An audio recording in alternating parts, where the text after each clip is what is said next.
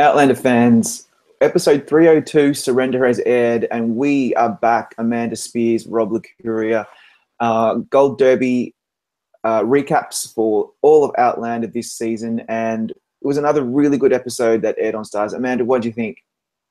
Claire's becoming a surgeon. Awesome. Yeah. Awesome. And this episode might as well be called like the 7-minute itch. Like, how long have they been apart? Like, just each hooking up with other people. Oof, I know, like they don't waste no time. So just quickly recapping, written by Anne Kenney, directed by Jennifer Getzinger. So it was an all-female team this week. The summary from Stars says, hiding in an isolated cave, Jamie leads a lonely life until Lallybroch is threatened by redcoats pursuing the elusive Jacobite trader known as Red Jamie. Back in Boston, Claire and Frank struggle to coexist in a marriage haunted by the ghost of Jamie's love. Very good. I like that. It's a very, very, very good summary. So for me, this was a more, yes, there was lots of Claire stuff, but there was a lot of Jamie here. So we got to see, to me, it was like almost like this was a shout out to all of the fans who love Jamie and love Sam Heughan, because there was a lot of interesting, maybe shall I say, shots of a very rugged and handsome looking Jamie killing a deer and looking rugged, and seeing Jenny, his sister, and hallucinating that it's Claire. And I think I was just, it was like popcorn, like, the fans are just going to love this. So, yeah. At least he was interacting with people that we know. For poor Fergus. Oh, mate. Oh, my God. That poor kid. He's been through so much. Now he's handless. We at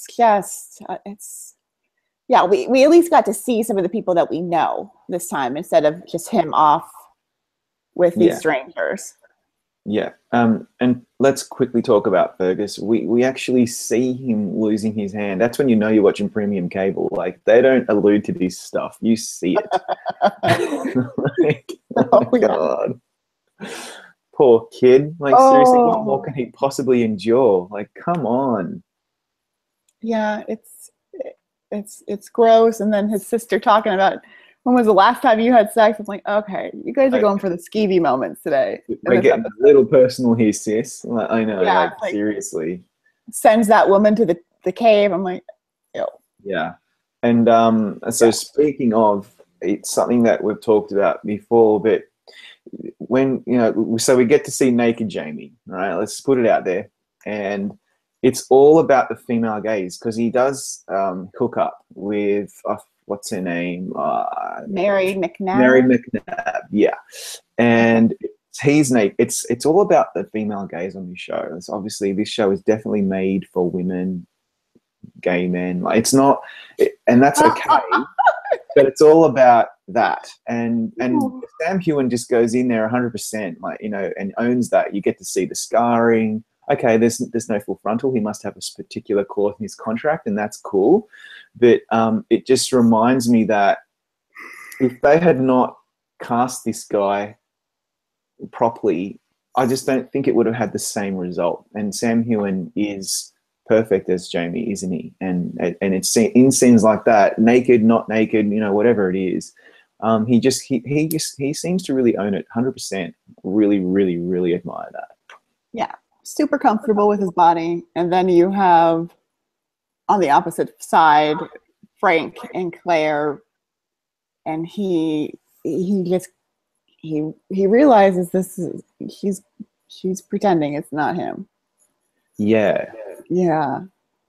Super awkward. Again, another good spotlight from Menzies. Again, he really good. It seems so effortless for Tobias Menzies to portray this character. And also, like, Katrina Balfe is you can just see that she's really trying to play a woman who is broken. She's desperately so, like, missing her previous, her past life, I guess you could call it, and her real love. And she's just kind of going through the motions with a man that she still loves and cares about. But it's so, now that she could compare it to what she feels for Jamie, obviously it's such a void in her. And she does it very well. I really do buy it from her. which is good. Yeah, they both do it pretty well, and it's hard because you want Jamie and Claire to get back together, and obviously, eventually, that's going to happen. I mean, come on, they're not going to spend 3 seasons apart. Yeah, even though we always say we haven't read the books, we know that it's coming. We know. We don't know when. Star sent us like outlines, so we know we know what's happening. When we'll not divulge it, but we know what's happening. We know, but it's just clearly they're not comfortable, and she's trying to find fulfillment elsewhere, and she's always loved medicine, and it makes sense kind of for someone like her to. Yeah. That's it. That's the way it works. So what else? So I noticed, she is becoming a surgeon, and I love how you've got, and I apologize in advance, I did not write down the name of the actor who plays the other doctor that she works with, the African-American man. So yes. Apologies. I'll find that and I'll bring it up next time. But am I right in saying there was a character who says, "Oh, a woman and a Negro, how modern"? And I think that was a very meta statement said by one of those other doctors in one of those meetings, because it's like, yes, it is modern. It's totally modern. That's what she's all about. She is so ahead of her time. Yeah, she's always been ahead of her time. I mean, I said it in our last one. It's like she came back more modern than when she left, and that's completely backwards considering the fact that she went into like the 18th century. That's right. It's one of those things where I think Jamie appreciates her independence in a way that maybe Frank kind of wants her to be the wife. Yeah, maybe. And the thing is, like, that's the best thing about Claire as well, is that she is so independent, free thinking, modern. She's incredibly intelligent, capable. She doesn't need the first to figure everything out. Right. And that's the beauty of this show. And also reminded me, we've had this discussion before, when she's in the time period with Jamie allows her to be that way. He doesn't feel so threatened in terms of his masculinity to need to control her or tell her what to do or figure it. He can see that she is so capable and so brilliant that he can kind of go along with her, and it just completely does not threaten his masculinity or his sense of control or whatever. And that's all very complicated and psychoanalysis, but it's true, and that's the beauty of these characters. Oh yeah, absolutely. I mean, that's what we love about them, is that friction between the modern and the past. So it's been so much fun, and totally. Yeah. And that's why, you've got a woman and an African-American doctor who have kind of joined forces against the very male, white-dominated, fraternity. And that's going to be an interesting storyline for me to follow as well, while Claire is in Boston. I thought that was a really interesting touch. And, yeah, so there's all of that stuff to kind of look forward to as well. Absolutely.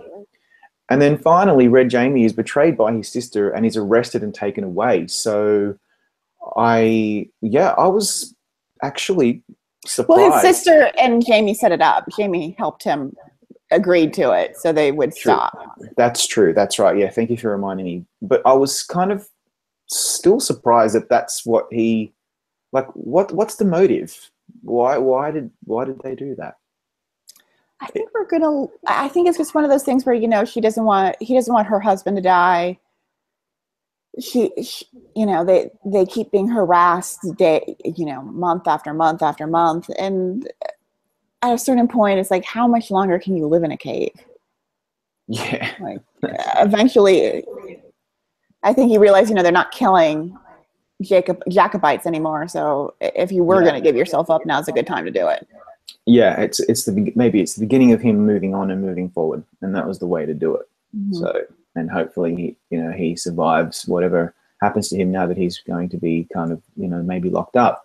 But we'll see in episode 3 and following. I don't really have anything further to add to that, unless you do, Amanda. But I think it was a pretty good episode.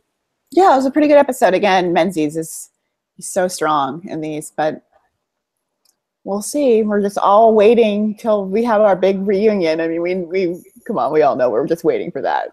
We are, and I think they're stretching it out long enough because I think we do need the anticipation and we do need the build up. You know, I don't want it to just be another like, oh yes, they're back now. That's great. Let's move on. It's got to be fireworks. Otherwise, it's gonna be disappointing. Yeah, absolutely. All right, thank you for joining me again. We'll be back next week for more Outlander. Everybody, please stay tuned to Gold Derby. We have plenty of Outlander coverage. Make comments down below. We'd love to hear from you. If you've got any suggestions or any other theories or answers to the questions raised, we would love Sorry, we're not going to read the books. I'm not reading those books. I simply just do not have the time. I'm just watching the show. That's all we're doing. All right. Thanks a lot. We'll see you next week.